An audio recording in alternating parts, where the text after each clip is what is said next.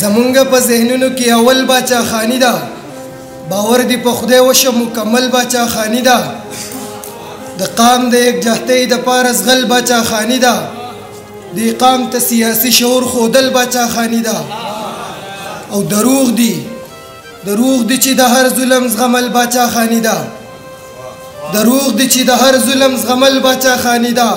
رښتیا دی چې د ظلم ختمول باچا خانی ده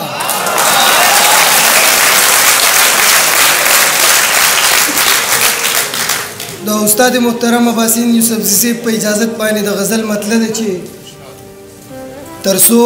چې زه د دې وطن وګړی یم جانانه ترسو چې زه د دې وطن وګړی یم جانانه ذهني او وجودي به پکې ستړی یم جانانه او منم چې سلک شان د تقدیر لاس پکې هم دی منم چې سلک شان د تقدیر لاس پکې هم دی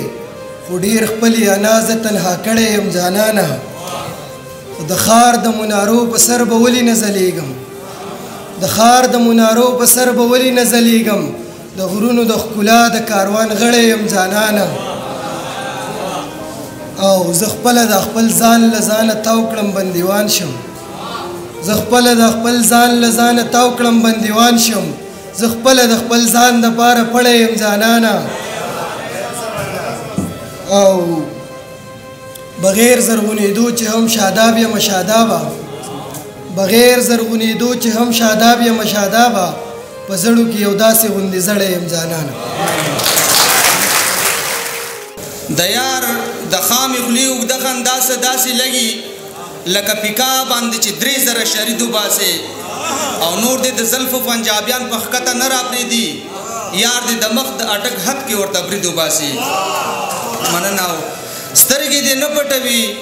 ما دې په توکل نه نیسي زما لمنه دې څوک دومره مکمل نه نیسي او جی دې سپینګیری دې حاجي صاحب دې رادې خویې کا نه دنه واخله دې د لاسو کې بوتل نه نیسي مننه او یوه دې خوري بله دې نیسي ملا داسې ویل 14 کلنه د روجې دې مسلسل نه نیسي مننه یوه دې خوري بله دې نیسي ملا داسې ویل 14 کلنه د روجې دې مسلسل نه نیسي او زه دې د مخ د کشمیر ځمکه باندې خوله نه ږدمه ته دې د زلفو پوش ته وایه چې کابل نه نیسي زه دې د مخ د کشمیر ځمکه باندې خوله نه ږدمه ته دې د زلفو پوش ته وایه چې کابل نه نیسي مننه او شعرونه چې په کوم طرف چې زما خدای سم په ما پسې تر دې دمه راورسې د غم په ما پسې او ته وګوره په سپینه ږیره خوله زمانه غواړي ته وګوره دا شاته محترم په ما پسې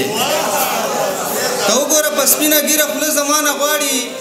ته وګوره دا شاته محترم په ما پسې او چې وروسته مې تصویر نړۍ ته بل رقم ته ښایي سرکاره نو بیا ولې تړې بم په ما پسې مننه چې وروسته مې تصویر نړۍ ته بل رقم ته ښایي سرکاره نو بیا ولې تړې بم په ما پسې او رهبر به زه جوړېږم قابل د مشرۍ یم که ډېر په ما پسې وي او که کم په ما پسې او اوس څه وکړم زړګیه چې معاف کړمه که نه اوس څه وکړم زړګیه چې معاف کړمه که نه په توره شپه راغلی دی صنم په ما پسې